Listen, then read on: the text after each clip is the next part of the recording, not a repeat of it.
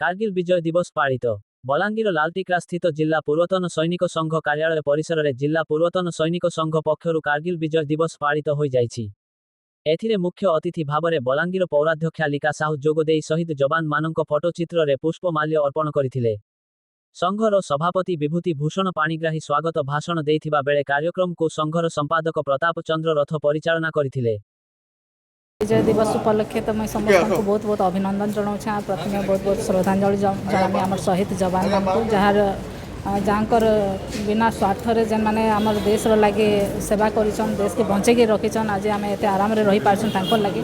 तो से प्रकार मनोभाव समस्त मन भितर रहिबार कथा। जेहेतु आम आजिकल खाली 2-3 दिन रे तांको मने पकाउछन, तो सबुदिन तांकर लगी गोटे प्राउड समस्त मन भितर अच्छे से आहरी द्विगुणित करबार कथा आ निज छुआ मान को से बाबद में जनाबार कथा। आज मैं आईसी आमर एक्स आम सैनिक संघ कमिटी के तो समस्त को मैं धन्यवाद भी जनामी। तांकर माध्यम रे भी बहुत किसी काम हो पारुछे, अनेक सोशल वर्क से माने करूछन। तो आम तरफ भी जहाँ किसी भी तांकर प्रति सपोर्ट हेबा आम निश्चित भाव में प्रदान करूँ। आमर विधायक भी कलिकेश आज्ञा भी तांकर लगे बहुत कार्यरत अच्छन। तांकर ये बिल्डिंग रा काम हो कि तांकर लगे जहाँ किसी भी सपोर्ट हो पार्बा से भी अनवरत चेष्टा करुछन। आगामी दिन रे और ये बिल्डिंग टा केनता डेवलप हो पार्बा से ऊपर आम लगे। शहीद जवान मान परिवार भी आज आम संगे उपस्थित अच्छन, तो देखिक बहुत गर्व भी लगुचे, बहुत दुख भी लगुचे। से जेन हिसाब रे अच्छन आ जेन हिसाब रे से किछिटा गवर्नमेंट रो सपोर्ट पाइबार कथा से हिसाब रे पाई नहीं पारबा, तो से जिनिसटा केनता करी भल हिसाब रे कार्यकारी हो पारबा से ऊपर आम समस्त लागले तांकर लागि गोटे भल तमने कामटा हेबा। मु प्रताप चंद्र रथ एक्स वेटरान पूर्वतन सैनिक संघ बलांगीर संपादक।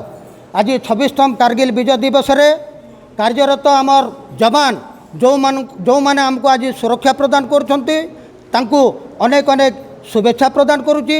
एवं आज आमर शहीद भाई जो माने आम गण रे नाहंती तांको संघ तरफ पुष्पमाल्य दे आज समस्ते तांको सम्मानित करा जायछि। आमर जो शहीद परिवार आइछंती तांको मध्य आमे सम्मानित करिछु। पूर्वतन सैनिक संघ एकत्रित होकर अच्छी, आगामी दिन में एकत्रित होकर रहिबो।